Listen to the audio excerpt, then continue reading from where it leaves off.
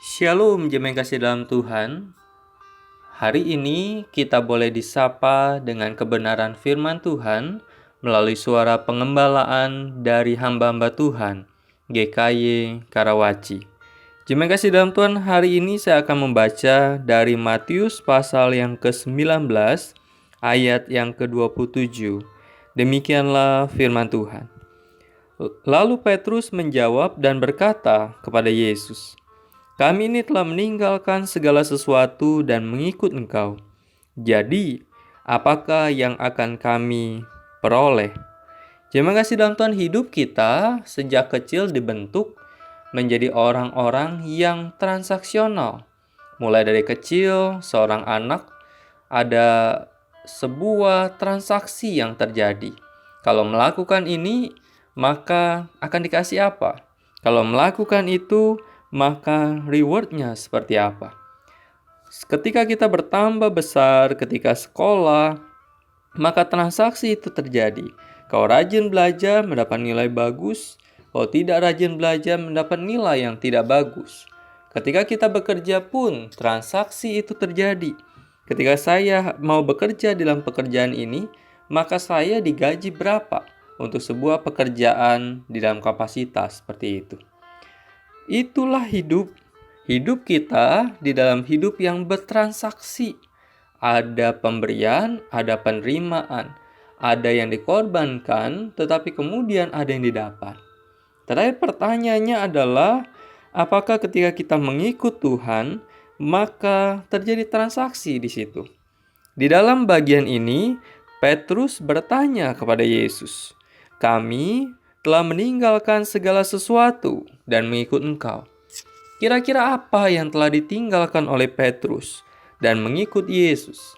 Kalau kita ingat perjalanan kehidupan Petrus ketika dia bertemu dengan Yesus, maka dia sedang berada di tepi danau membersihkan akan jaring itu setelah mereka melaut, dan dia meninggalkan itu ketika Tuhan Yesus berkata, "Mari ikutlah aku." Kalau kita ingat dari Matius, sang pemungut cukai pun demikian. Dia sedang duduk dan kemudian Tuhan Yesus berkata, "Mari ikutlah aku." Orang-orang ini 12 murid punya kisah masing-masing ketika mereka dipanggil Tuhan untuk mengikutinya. Tetapi yang sama adalah mereka sama-sama meninggalkan segala sesuatu dan mengikuti Yesus.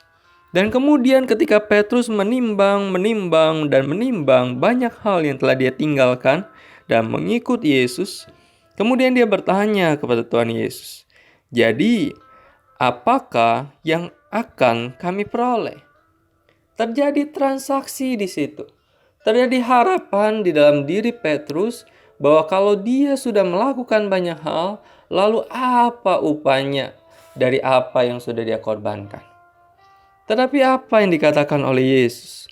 Yesus berkata, "Aku berkata kepadamu, sesungguhnya pada waktu penciptaan kembali, apabila Anak Manusia bersemayam di tahta kemuliaannya, kamu yang telah mengikut aku akan duduk juga di atas 12 tahta untuk menghakimi ke-12 suku Israel."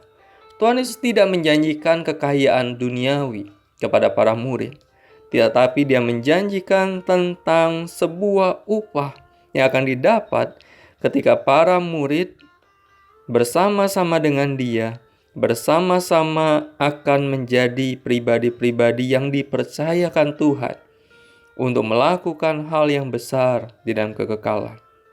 Dan ketika kita melihat akan hal ini, ketika bicara tentang upah, itu sesuatu yang bukan tabu di dalam kekristenan. Tetapi upah mengikut Tuhan bukan hanya bicara tentang atau tidak selalu bicara tentang hal yang fisik. Terima kasih dalam Tuhan, hidup kita seringkali berpikir seperti itu bukan. Kita seringkali berpikir tentang kalau saya sudah lakukan ini, kalau saya sudah korbankan ini, kalau saya sudah mengalami penderitaan karena iman saya pada Tuhan, lalu apa yang akan menjadi balasan dari Tuhan? Banyak ajaran-ajaran berkata bahwa Tuhan akan melipat gandakan berkali-kali lipat, beratus-ratus kali lipat dari apa yang sudah kita lakukan. Tetapi firman Tuhan hari ini mengajarkan pada kita bukan hal yang fisik yang selalu akan kita dapatkan. Mungkin di dunia ini ketika kita meninggalkan segala sesuatu dan ketika kita sudah berkorban segala sesuatu untuk ikut Tuhan, kita tidak dapat apa-apa. Tetapi apa yang bisa kita lakukan adalah kita bisa mengalami yang namanya kehidupan bersama dengan Tuhan, yaitu kekekalan.